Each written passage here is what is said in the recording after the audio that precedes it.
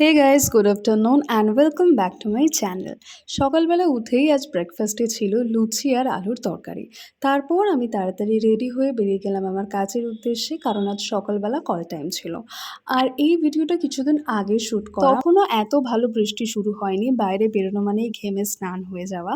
আর আমার খুব তাড়াতাড়ি ঠান্ডা লাগে, আর ঠান্ডা লাগার কারণও আছে। একবার রোদ্দুর, তারপর এসিতে ঢুকছি, তারপর আবার রোদ্দুরে বেরোচ্ছি। আর তার থেকেও বড় কথা, মাঝে সাঝে মানে ওই ১০ মিনিট বা ৫ মিনিটের জন্য একটু বৃষ্টি হচ্ছে, তারপর আবার রোদ্দুর উঠে যাচ্ছে। তো এই ওয়েদারে তো যেকোনো মানুষের শরীর খারাপ হবেই। আর আজ না আমি বাড়িতে পাকা আম দিয়ে একটু চিকেন তন্দুরির মতো বানিয়েছিলাম, মানে ট্রাই করেছিলাম। খেতে সত্যি বেশ ভালো হয়েছিল।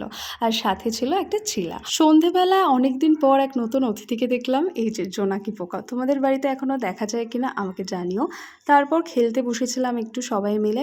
আজকে সকালবেলা টুনু আমাদের খুব সুন্দর একটা কবিতা বলে শুনিয়েছে, সেটা আমি শ্যুট করে রেখেছিলাম। আজকে ওর কবিতাটা দিয়ে ব্লগটা শেষ করছি। টাটা।